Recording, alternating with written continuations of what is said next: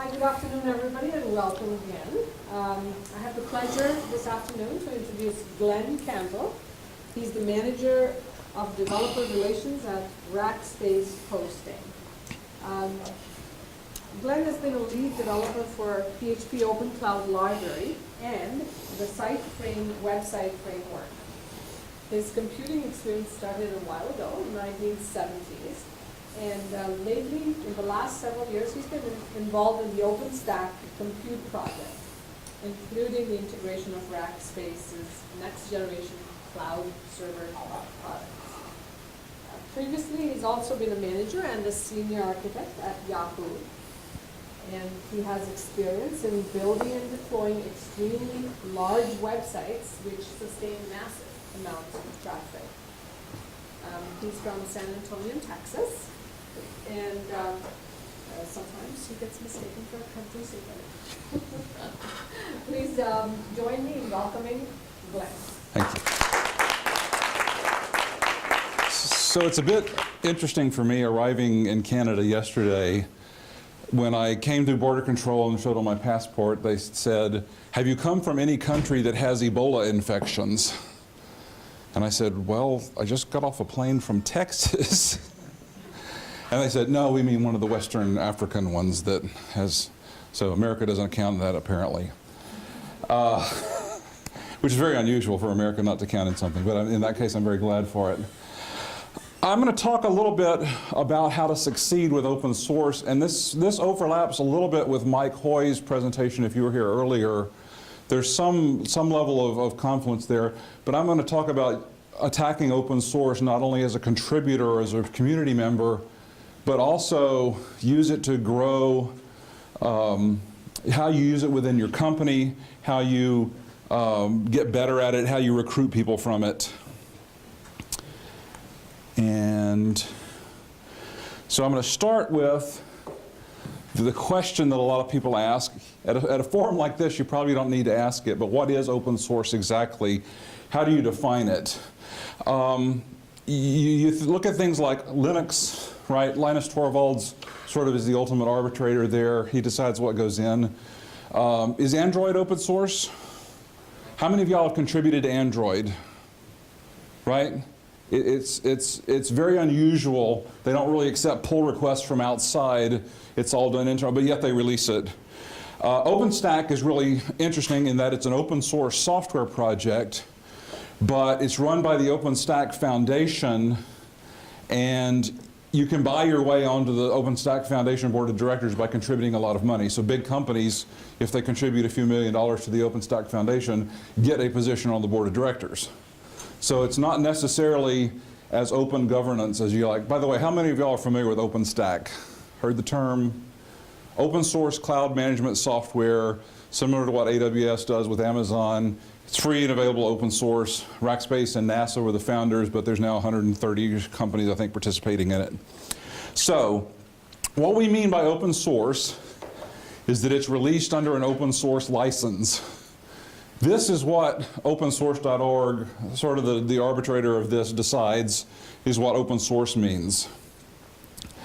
And note, by the way, that this stuff was written by lawyers.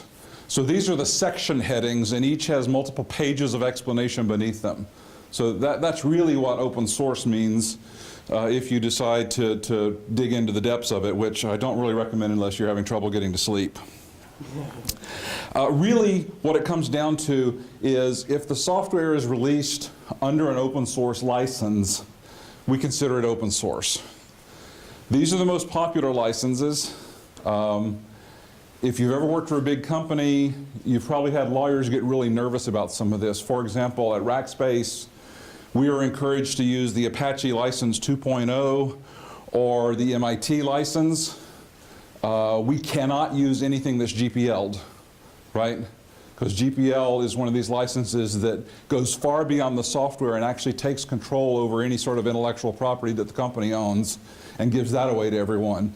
And that's not something a for-profit business is willing to do. So that's what open source is. That's sort of the beginning part of it. But here's how businesses see open source software, right? It doesn't cost them anything. Is that correct? No. No. You're absolutely right. There are costs associated with it, just like there are costs associated with any software. There's the immediate acquisition cost, right? But there's also the costs of deployment, of training people, of doing the maintenance on it, of hiring people that know how to run it and use it. Those don't go away just because you're using open source software. They can change it. They can change the behavior. They can sometimes give you other options you wouldn't have. But you need to be aware that your costs simply don't go away just because you're using an open source package. I was having a chat with some people earlier that said, people seem to think that they just buy the software, it'll install itself, right? It doesn't do that. It's no different than any other software that way. Sometimes you don't really want to use open source software. We don't use it for anything, software that has to do with confidential or proprietary information. So, for example, the Rackspace code that handles credit card payments, we don't want to give that away so no one can get access to that. That's totally proprietary and internal. Likewise, there are companies that put a premium on risk management. If you work for an insurance company or something like that, anything that introduces risk into their system, they want to keep under the covers, so to speak. They want to share the costs and price of that. But there are some real clear advantages to open source software. The obvious one is the low cost of acquisition. There's transparency. You can go in and look at the code and see what it's doing, right? There usually is a community that maintains it, right? You don't got to go hire people to go maintain the software for you. They're out there doing it voluntarily most of the time. There's a community that'll support you and help you. Again, if you follow Mike Hoy's, the best ones have great communities around it if you're using Python or tools out there. And very often, they're the coolest new shiny stuff, right? You've got old legacy software that's been out there for years. Everyone gets sort of tired of it, but it goes on making money for companies, so they use it. But really, this is hot and sexy, and that's what everyone likes. Now, these are all gross generalizations, right? There's a sliding scale of what advantages are. Just the same way there's problems for a differing value of problems for different people. But they're generalizations, and like generalizations, they're often true. First off, open source software was not written with your business in mind in nearly every case. Someone out there had a problem to solve. They went out and wrote some software. They solved that problem. And there may be a good match with a problem your business has, but not necessarily an exact match. So that software wasn't written to solve your problem. Development can be very slow, right? If you're in the process of trying to get a product out the door in a month, it may be better to get 10 people, stick them in a back room, throw some pizza in every day, and get code out at the end of it to get things done quickly. In open source, it's typically community driven, and community means, oh, I've got a different opinion than you do. I don't like the way you did that. I'm going to back your change out and make a fix to it. Let's add this other feature that no one asked for. We'll put that in there, right? Those are the sorts of things that go on in open source. It's not as rapid development as traditional heads-down development there. It may be missing features, right? This open source project may do 90% of what you want, and they may be very hesitant to add those new features in for you. A lot of times there's community out there, but they're not on a pager. They don't respond when your site or when your application is down and not running for a time. And in fact, you may be lucky to get a response at all in some cases. They may go, oh, someone else knows better how to answer that question, and so they wait for someone else to do it, and then nothing happens. There's no SLAs, right? If you're in one of these businesses that relies on risk management, there's no liability there. I spent some time as a consultant at Wells Fargo Bank in San Francisco a number of years ago, and they were showing me the machines that actually ran their website, the wellsfargo.com, and I was going, you're using like these $55,000 Sun Spark system servers. You could just go buy a $2,000 server and have a bunch of them to run your site on. What is this? And their response was, I thought very telling, it said, we don't really care about the price, we just want someone there to sue if it breaks, right? So a company like that is only interested in risk management. They don't care really what the cost is. They've got the money for whatever they need to do. What they want to have is shared liability if their site goes down, and someone they can sue and get some money from if they can't process transactions for a while.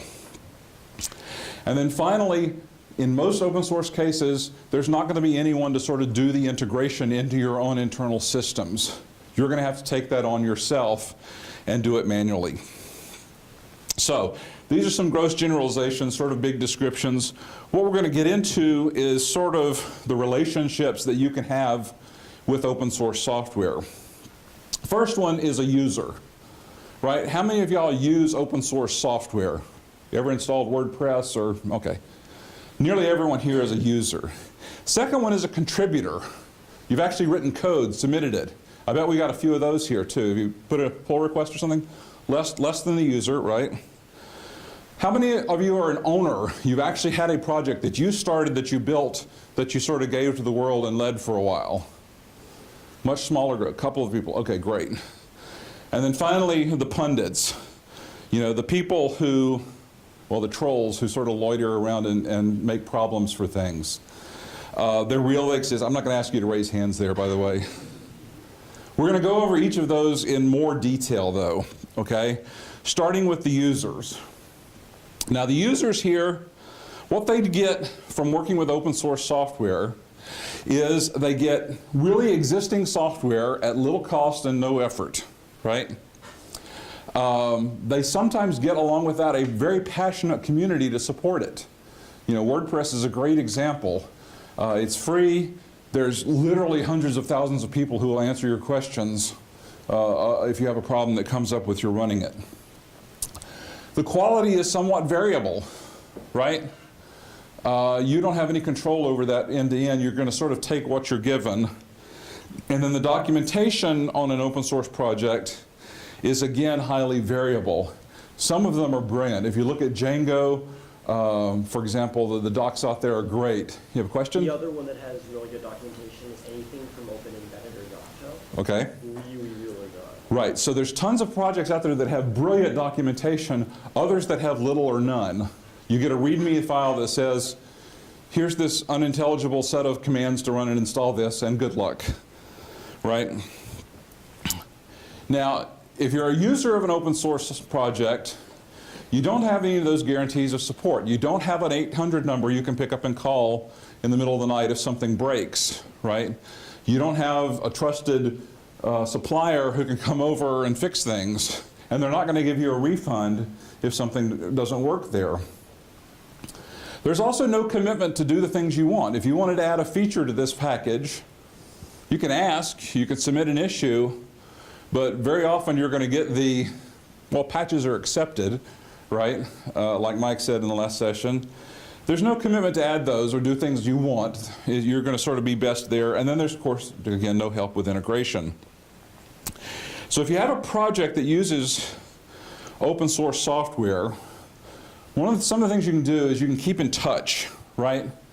That community is sometimes vague, it's amorphous. People go on, you know, they leave for a while, they come back, they get hired by a different company.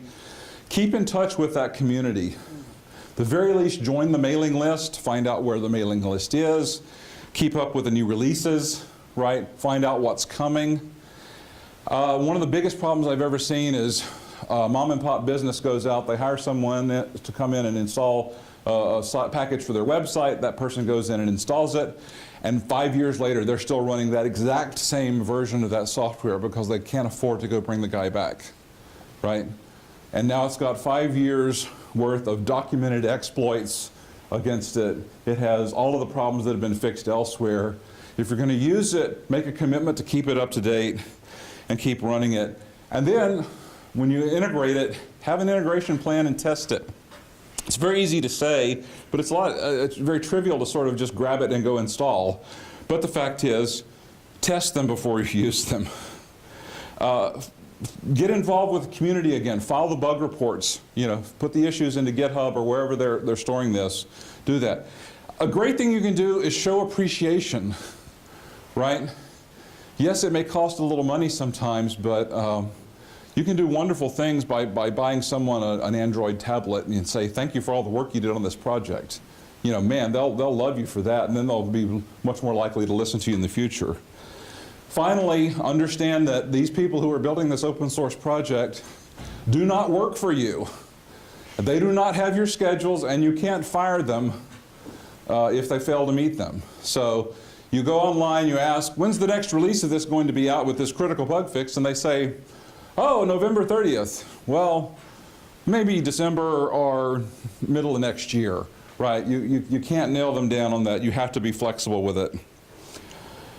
Things you don't want to do if you're a user, you don't want to berate the community, especially publicly, right?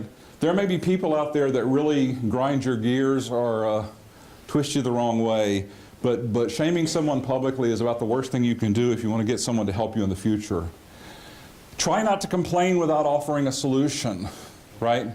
If there's a problem, point out the problem is fine, but it's even better if you can say, one way to fix this would be, and define what that way to fix it is. Another phrase we like to use is assume positive intent. Most people are really not out there to get you, right? You may be paranoid, but it's not always true. Don't interpret someone's bad action like putting a bug in. They're not trying to drive your business down. Now, there's always exceptions that prove the rule, but generally, 99% of the time, someone is not out to get you. They're not trying to hurt you. Okay? Second level of commitment to open source is being a contributor. You get to give back to the community. You get to add something to it. Of course, you got to be a coder or another participant in the community. There's lots of things you can do to contribute. You get that ability to add features and bugs, right? At Rackspace, we started out a couple of years ago with no sort of SDKs to use with our software that was coming. So some of them we built from scratch, others we jumped into the existing community. So Apache JClouds is a multi-cloud library. We jumped on board with that. We have 3 people that work with JClouds. They're now 3 official committers on JClouds, and one of them is in fact sort of the de facto leader of it, since the other leader, Adrian Cole, had to leave and go to work somewhere that didn't let him work on it. So effectively, we're now able to have much more control over that simply by contributing and giving our code back to the rest of the community there. That gives us the influence, the guidance and stuff. It certainly gives us advance notice of changes. JCloud is another great example. They recently came out with a 1.8 release which dropped support for Java 6, right? We knew that, well, probably a year before anyone else did, but the fact is, Java 6 is old and outmoded and was deprecated a couple of years ago itself, but a lot of people were caught by surprise because they're still running it in production, and I can't say who they are, but some very large companies. You get advance notice by contributing to this. You get actually some support for integration because you have a community there that you can talk to, and if you're a contributor, you can help align that community with your business objectives, right? So that's all those sort of benefits you get. There's still pain with it. Not everything is perfect, right? You still don't have control over release schedules as much as you might like to. If you're doing this right, your business needs cannot trump the needs of the open source community, right? We like to use the phrase upstream first. If you're working with an open source project, you're much better off to help the community first and then focus on your business needs. If you go in there and try to force your business needs to take over the community, 1, you're probably going to fail, 2, you're going to turn people against you, and it's going to make it a lot harder down the road. When you're in an open source community, that means there are other contributors. They can change things. Sometimes they can change things that you fixed. Sometimes they can change things that you fixed without warning and are able to get someone else to approve their check-in. You have to sort of learn to live with that. And if there is a benevolent dictator for life, y'all heard that term, right? BDFL? Okay. Sometimes that person doesn't want to help, right? They've got their other objectives, they're working for someone else, right? You got to get in there and sort of negotiate, and motivate to do the things you want. So if you're going to manage a project that uses open source and you're a contributor, you want to commit to supporting the upstream folks before the business. That's really key, and I've seen that succeed in a number of ways. Mainly because people then sort of trust you that you have the community at heart and not your own business, right? Developers tend to be very reactionary if they think someone is trying to manipulate them, right? They don't like it at all. One of the things, you know, I work for Rackspace, I make no secret of that, but I'm not going to come here and tell you you have to buy Rackspace or why you should, right? There's a number of options out there. I'm happy to talk with them, but that's not my goal here. My goal is to empower you so that you can look at the world and make the right decisions, whatever those end up to be, because then we'll all be happier. Document the dependencies.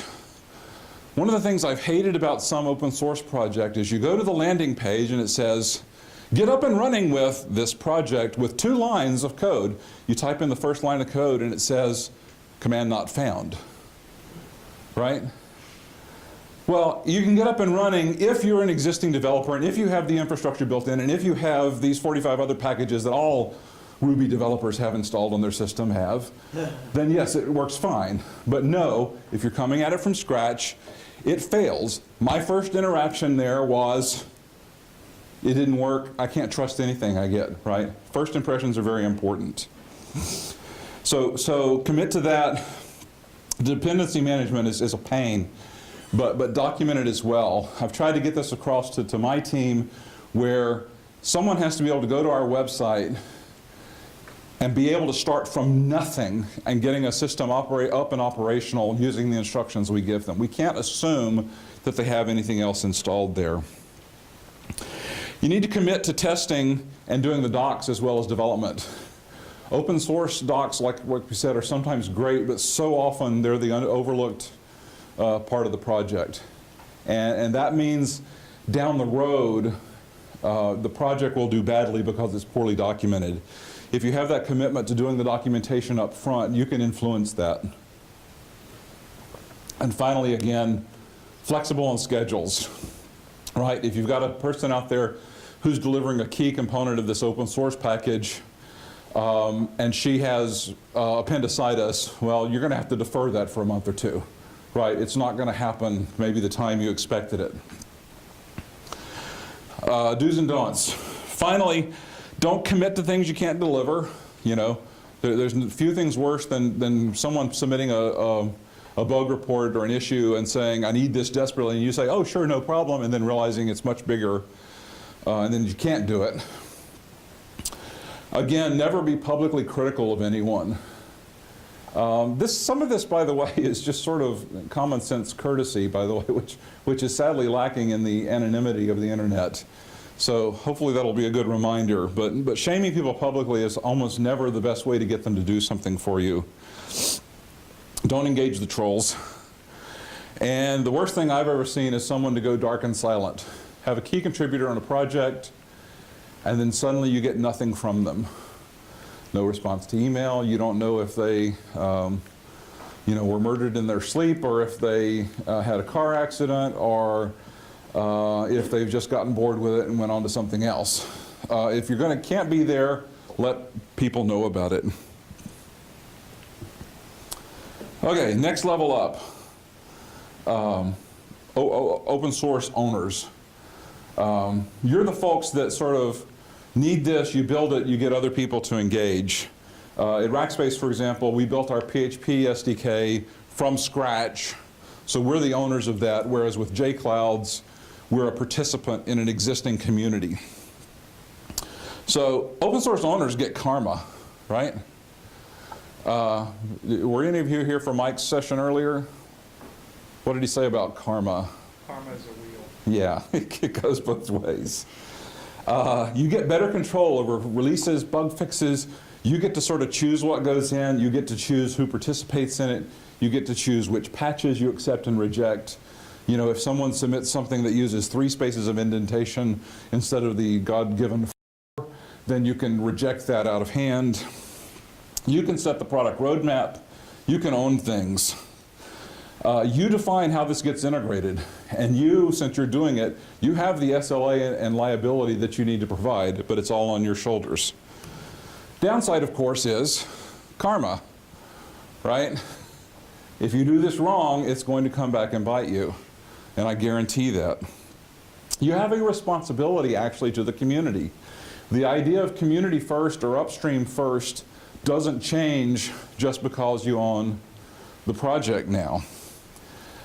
Bad decisions can really seriously ruin a company's reputation. I know there have been a couple of major ones in the last year or two that don't come to mind right now.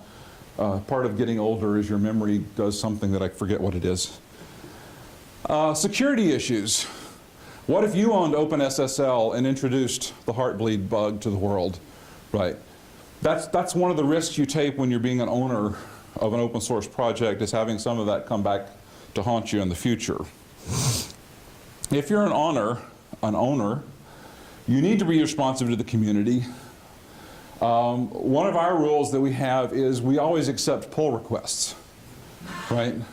There's nothing worse than having something sort of arbitrarily rejected right up front when you're trying to get someone engaged. We may go in immediately after merging the pull request and adding fixes to it, but we love to have the contributions there. Don't play favorites. You know, your contributors are valuable. You may have one person that's brand new and the newbie, and they've just submitted a one-line fix for a small bug. That should get as much attention as the guy who's been working on it 3 years and has solved some major issues for you. It helps to grow the community this way. Don't be that guy, right? We've all probably known someone like that and worked with them. I see a couple of people here smiling. You got people in mind. You know who that guy is. And you have actually a responsibility as an owner to provide that extra layer of security. So if you're an open source owner, you should be the one who is testing it for penetration, for security, for memory overflows, for doing all of that, right? You have an obligation not only to your community, but also to your company, because you've got that additional risk of having your company's name associated with some problem that comes up. Don't push people. These are, one of the great things about being an owner of this is you get people doing work for you for free, right? OpenStack has a component called Heat, which does orchestration, and it'll create, you give it a recipe and it'll create a whole bunch of infrastructure all at once. And that was on our roadmap, but no one had touched it, and then someone came along and actually submitted a complete implementation to our library for it. Oh my God, that's wonderful. They've done all this work, which is probably 2 or 3 months work for one of us, and they gave it to us for free, right? Don't be a jerk. We already said that last time, right? In the last session. A couple of random tips if you're an open source leader or owner. Mike said this, 24 hours, 48 hours for a pull request. Fully agree with that. Be responsive. Even if you can't merge it or do something with it, respond to it and say, thank you very much for your contribution. I'm on vacation in Bora Bora at the moment, or on a secret mission for the CIA, and I'll get back to you when I'm done with this. You do have to behave with sensitivity and without hostility. Again, these people really are not out to get you. They really are trying to help. Now, I'll qualify that and say there are trolls and pundits, and we'll get to that when we go to the next section here. Set up continuous integration. Mike said there's 3 things you need: source code control, issue tracking, and automated testing, right? So set that up. You have an obligation to do that to help things out. If someone submits bad code, they should know it immediately. They shouldn't have to wait for a week or 2 to find that. Have some really simple and useful contribution guidelines. If you go to the GitHub repository for PHP Open Cloud, there's a contributing doc in the root directory that you can read. It should tell people how they set up to use this, how they can test it, what they need to do to run it. The fact that we want people to submit new pull requests to the working branch, not to the master branch. All those sort of little things Tell people up front, point them that way if they want to help. Tests, hugely important. The more tests you have, we like to encourage people not to submit without tests, but like I said, we'll typically merge stuff. We'll always comment on it and say we need to have tests with this when they do the code submission. Have a style guide. You know, the guy that rejected something because it had indentation of 3 versus 4, that should be documented somewhere, and if you can, that should be automated testing, right? So there are lints and compilers and tests for every language out there that'll enforce a style guide for you. You know, if you want your braces on the next line so that they line up versus at the end of the previous line, be clear about it, right? But be reasonable with people as well. I love having vanity badges that show people care. You know, give someone a badge that they can display on their site that says, I've submitted 5 pull requests to this, or fixed 1,000 lines of code or something. The helpfulness of the community is the biggest thing you can do that'll help you out in making this thing successful. And fundamentally, it boils down to respecting people. Finally, mocking the hand that feeds you. And no, I'm not kidding. Anyone know who Clay Shirky is? Clay Shirky is a sort of technology writer and author and thinker. I attended a talk he gave a few years ago where he said there's 3 classes of problems that an engineer faces, right? The first of these is an engineering problem, right? You don't know how to do this, so you solve it. Those are the trivial ones. You know, if you're a writer of code, you solve those all the time. The second one are the managerial problems, right? I need a specialized type of machine to test this on. I need 3 extra people to help me get this testing done, or else I'm not going to get it done by the deadline. I need people with a specific set of skills to develop the front end of this, right? Those are something that a manager can help you with. You push it up the chain. Usually it involves spending money, but it's not an engineering problem. You're not going to write some code to solve that. The third one are the political issues, right? What you have to understand about the political issues is that the code and the software and the open source project is utterly and completely irrelevant to those. What's happening in a political situation is people trying to establish dominance or control over a group. And the actual net result of how the code goes or something is really irrelevant to it. You need to be aware that those exist. If you're not good at the politics game, ask for help if that's happening in your project. There are people out there who will use open source software to stifle competition, right? OpenStack has its own API, but it also ships with a secondary Amazon compatible API that you can install if you like.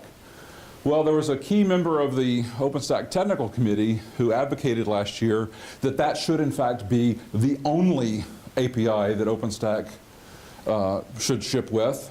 It was the de facto standard because the world was using Amazon, and just putting our resources into this other API was sort of useless.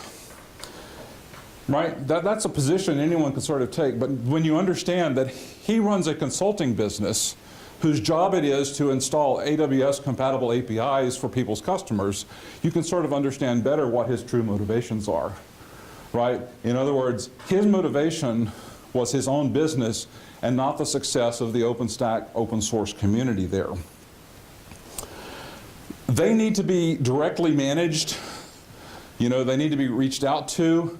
And I think, again, Mike's suggestion of having a code of conduct is easily the best one there that you have to be prepared to enforce, right? Have it documented how you expect people to behave. You know, document examples of misbehavior, and then ban or get rid of the people that are not behaving in accordance with your community's policies. Do not simply ignore them because they can do a heck of a lot of damage. I feel bad that I have to even include this, right? Because there's so much open source work that is really just a bunch of people doing some really cool stuff and getting excited to share it. But unfortunately, there's a ton of money out there behind some of these, and that will make people do all sorts of strange and weird things.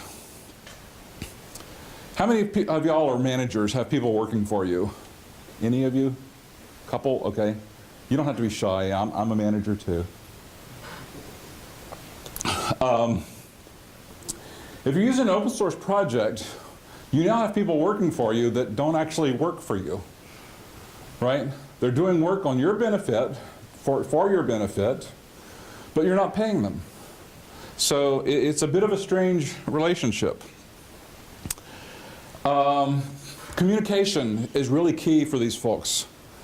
Software developers especially thrive on recognition, so calling folks out publicly for the great things they did is a hugely useful tool to help keep them motivated. Direct incentives, right? Like I said, you buying someone an Android tablet will go long ways to get them in your camp and help you out. Find out what motivates those folks. Some of them are doing this because it's their job and it's important for them to have some of these features. Others just really like the community aspect and they really want to feel a part of it. The recognition, and I can't emphasize that enough, you know. Finally, you like the last one there? I no longer have to work on the PHP library that I started because we had this kid from London who suddenly started doing all sorts of contributions and stuff, so I called him up one day and said, I really love the work you're doing, it's great. I'd like to buy you an Android tablet or hire you. Which would be your choice? So he now works for me.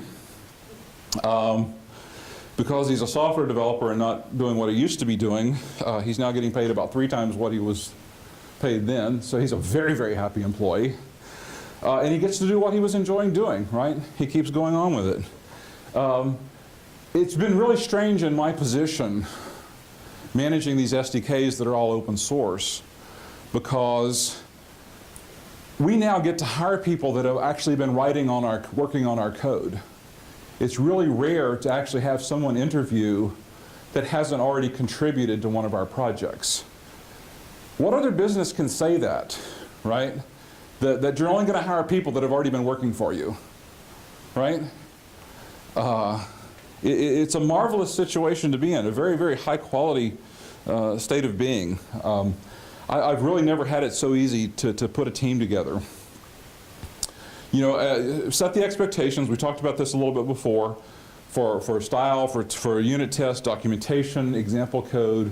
You know, if they've been there a while, point out to them that it's not done until the docs are done as well. Deadlines are great, hard to enforce, right? And then finally, spend some money on them. If you go up to a conference, you know, have a meetup or a party or go buy drinks for everyone that contributed to your project. It'll cost far less, by the way, to do that than it will to actually hire the people to have done it for yourself. So that doesn't always help with the accounting people at work who wonder why you're spending all this money on strangers. But measure the success, you know. If you don't measure something, then basically you don't care about it, so keep up with the recognition and stuff there. Finally, here's some other things you can do. Let your developers support other open source projects. Rackspace has an open source policy for allowing our employees to participate on open source projects. It is an open source policy, in that it's stored under GitHub, and you can actually, if you want to change how we have our policy about open source contributions, you can go do a pull request against it. It'll get reviewed by our lawyers and decide whether or not it'll go in. But people who like doing this sort of thing, that's a huge motivator for them. If they work for you, I encourage people to have side projects. The coolest things happen when people are just sort of playing around. I've got one guy that works for me who likes IPython. You familiar with IPython? Scientific computing notebooks and things. There's a project they have called Jupyter, which is basically multi-tenancy IPython notebooks. And he thought, you know, I bet this would be faster if I ran it on bare metal instead of a cloud server. And so he started using Rackspace as an offering called OnMetal, which lets you spin up a bare metal server.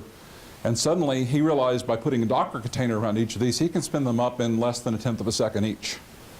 So it was about 20 lines of code initially that let him do this. It's now grown a little bit, but we've gotten new customers because of it. He's got invited to talk at O'Reilly Strata. He got invited to talk to MozFest over in London this week. He's giving an interview with Nature magazine on how this helps scientific computing. This is all a huge benefit to my company just because he was playing around on something that actually wasn't in the stuff he was supposed to be doing, right?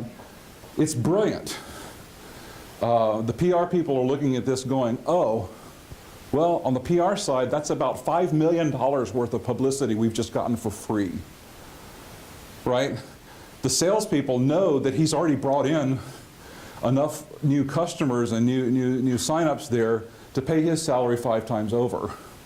That came out of him playing around with a little side project just because it was something he enjoyed and liked to do, and because we let him do that. So, conferences. Y'all enjoy going to conferences? Hopefully you do, right? Everyone does. Encourage them to submit, go off. We do that all the time. Of course, that's partly our job, to get out in front of people and convince them that we're not idiots. I hope I'm doing a good job at that, but building the community. I'm going to defer a lot to Mike Hoyt. He did such a good job with this. We've talked about some of this, and I'm just going to skip over it. I will emphasize again the code of conduct, right? You need to state what the expected behaviors are. You need to state what the consequences of ill behavior are. And you need to be prepared to enforce it, right? It's no coincidence that I feel this way when a number of people on my team were actually the folks that run PyCon over the last few years that sort of established this as a standard within the industry. The ADA initiative has a great blog post on how to design a code of conduct. If you have a community, an open source project, start there, right? I used to have the opinion, last year we were talking about telling potential events we were sponsoring that we wouldn't sponsor them without a code of conduct. And I made the argument at the time that we don't have enough influence, right? Us withholding a few $1,000s from an event is not going to make them change things. I've actually sort of switched position on that. I now think we need to be doing that more.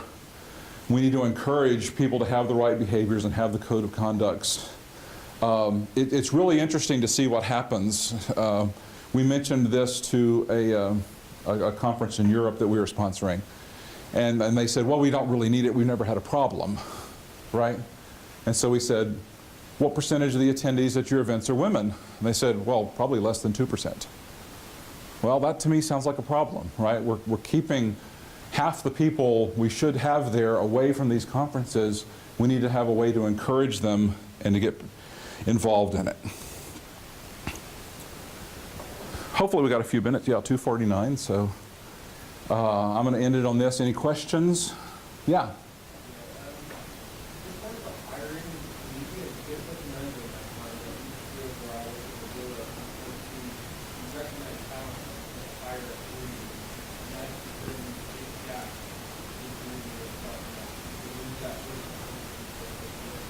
So the question is about hiring people from the community can actually leave a gap in the community. I think you have to make the right decisions there, right? In our case, we were growing and we needed someone dedicated to this. I was moving into a management role. It happened we had someone who had been contributing there. You're absolutely right. Some people may be more valuable to you as a community member than if you hire them and bring them on board directly. Right. Well, you can't hire all of them. I don't think you ever could, but that may be a good source of people when you do need to hire. Yeah.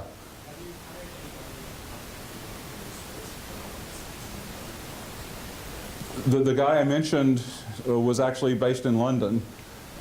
He wanted to work on the continent, so he moved himself to Zurich, and he's working there now. I actually wanted to be in Germany, but we didn't have an office in Germany, so now he's moving to Berlin next month when we open up an office. So, yes, it has some issues. In fact, within my company, Rackspace UK and Rackspace US are actually different business entities, and they have different rules and procedures. So that causes some minor issues. I think if I were to go into another country where we didn't have a business presence, that would be nearly impossible because we have to pay income taxes and things, and if we don't have a business presence, that would stop it. So, but it's certainly possible. Any other questions? Yeah. You mentioned, if I'm not mistaken, that some of the software, some of the APIs and the SDK code is proprietary. It's not under an open source license. Am I wrong? Actually none of our SDK code. At Rackspace, all of our production code is based on OpenStack, but we have code on the back end for integration with our billing and customer relationship systems, and that is kept proprietary. Okay. Right? We don't want to open the kimono for how we process credit card payments, for example. I was going to say, if you could elaborate a little more on the previous slide. Is there any intuition, or it's really methodically calculated up really? It's known from the get-go what's going to end up being proprietary code and what's going to go get out to the world. We have a policy that if it's not dealing with customer data or financials, we can open source it. And the goal is to be open source by default. The bigger issue is actually the cultural one, in that people are not used to this and they're very nervous about being open source. So a year and a half ago, I went and talked with the docs people that write our documentation, and I said, why don't you open source our documentation? Just put it on GitHub. That way, if someone sees a problem, they can fix it. You got people working for you. And they're like, but this would be giving away new features and things in advance that's coming, and people could learn stuff. And my response was, OpenStack has a conference twice a year, every 6 months, with 5,000 to 6,000 people, where they plan out what new features are coming. What are they possibly going to get from our documentation that they couldn't get from that? So yes, if there's a fear of releasing something, that probably needs to be controlled, but really more of it is more than just a fear than actual a real problem there. Any other questions? I'd like to give you something. If you go to developer.rackspace.com and sign up for a cloud account, you'll get a what we call a Developer Plus program that'll give you $50 of credit towards our cloud for the next 12 months. All you got to do is go sign up. Feel free to try it out. That's my commercial for the day. And if you have feedback, feel free to get in touch with me. And finally, there's how you can get in touch if you need anything there. Thank you very much for your time.